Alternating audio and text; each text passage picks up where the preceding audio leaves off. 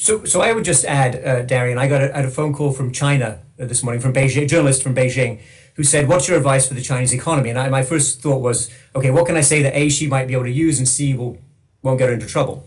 And I think that the basic finding that we have in our historical work is that yes, you can have episodes of growth under different arrangements, but if you want to sustain that growth over time, it's much stronger, much more robust if you can move towards the kind of inclusive participation that Dron just outlined. And I would flag, for example, South Korea, which is where my wife's family is from. South Korea started out poor after World War II. In fact, in the early 1960s, it was very poor. It was quite authoritarian at the beginning. Over time, there was economic growth and an effort to democratize, which was difficult and messy, and there are plenty of struggles. It's not an easy journey. But I think as a result, the South Korean economy, which is not without its problems today, but it's in much better shape, and their achievements are really remarkable compared to what some other countries have been able to pull off. So I think that's the direction, Darren, in which our work, I think, should orient people. Thank you, and congratulations to you both. Thank you. Thank you all very much. I'm now opening the line for Song Ho Song of Yonhap News Agency. The floor is yours. First of all, congratulations to both professors. I understand, Dr. Johnson, you briefly mentioned South Korea's case, but I understand that two separate institutions on the Korean Peninsula, one in the south and the other in the north, have been subject of your long-time research as shown in your book, Why Nations Fail.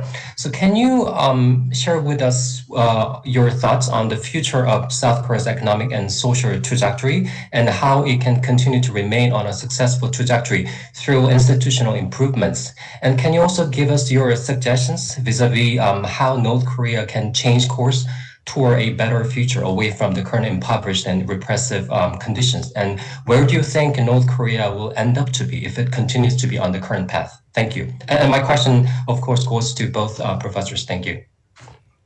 Well, first of all, Why Nations Fail was written by Dron and Jim Robinson, not by me. I am always happy to be confused with Jim Robinson, even more so today, I suppose, than other days. But Dron, do you want to take that first as you did write that book? Well, I mean, and in fact, South Korea versus North Korea contrast is at the very beginning of the book because it beautifully illustrates the role of institutions. The South and the North, according to the best data we have, were on a par before the country was separated and diverged in terms of its institutions. And over time, a more than tenfold difference built up. South Korea, exactly like Simon said, is not without problems.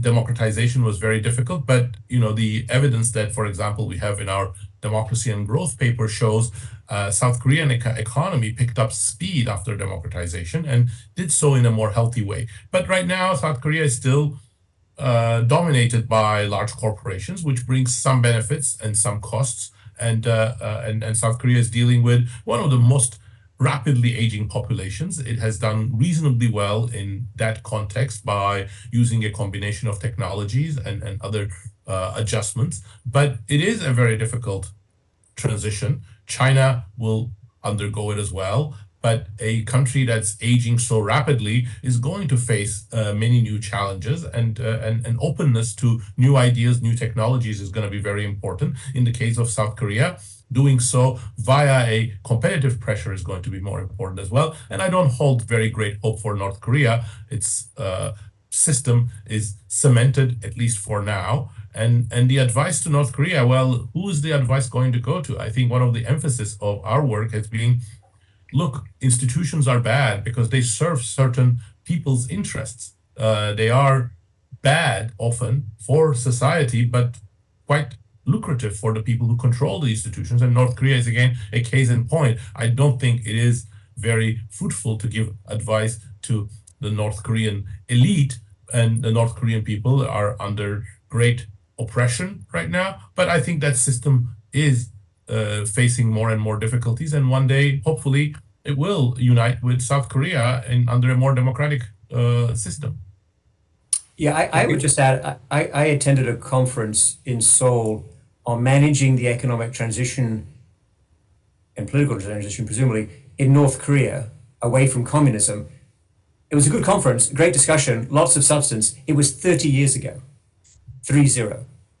So I think, as Dron said, when a set of this collapse of the Soviet Empire had some knock-on effects. The reforms in China were consequential, and that also affected other countries. But North Korea retreated into its shell, and has created a system that obviously favors a very few people, and a lot of people in North Korea have suffered over many years. And these few people are heavily armed, and they've acquired or built for themselves a lot of nuclear weapon capacity and also some rocket launch capacity that's not insignificant. This is extremely dangerous.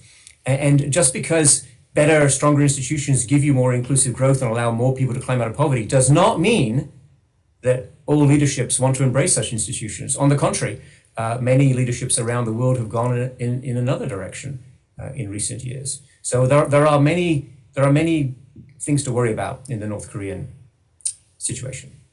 Thank you. Thank you very much.